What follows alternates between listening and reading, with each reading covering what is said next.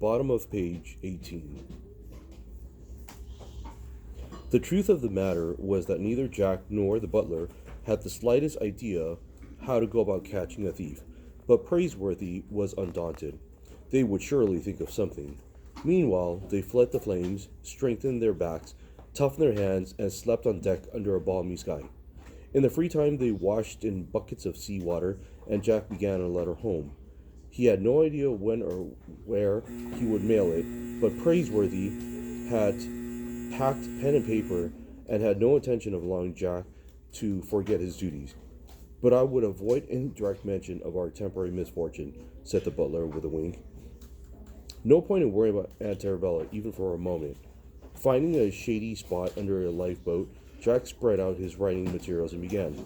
Dear Aunt Arabella, dear Constance, dear Sarah. By this time you have found my note on the tea service and learned that Praiseworthy and I have joined the gold rush to California.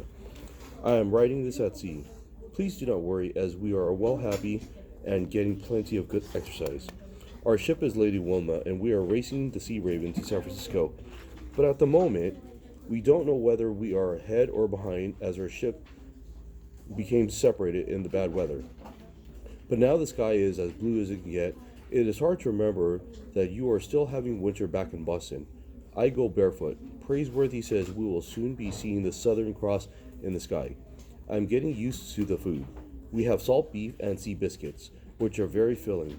For dessert, we have dandy funk, which is molasses pudding, or plume duff, which is just about what it sounds like. You would be very proud of me, Aunt Arabella, as I eat everything. Praiseworthy wants to be sure to be remembered. We are partners. We intend to come sailing back to Boston in a year. We will be rich as can be. The ship is very crowded. Everyone is anxious to get to California before the gold is gone. We see other ships on the sea almost every day. They are all California bound. I think it is good to be very crowded in the gold fields. I will tell you about some of our passengers. There is a horse doctor with a wooden leg. There is a judge with a scar over his eye. He rolls his own cigars and carries a sword cane. They say the mark over his eye is a dueling scar. We have several soldiers who fought in Mexico. They call themselves Mexico fighters and spend most of their time telling stories about the war. They are high-spirited and always laughing. I meant to mention that we have live animals aboard. They will provide fresh meat during the voyage. We have crates of chickens, a sow of 3 pigs, 2 sheep, and a head of beef. I have made friends with smallest pig and named him Good Luck for good luck.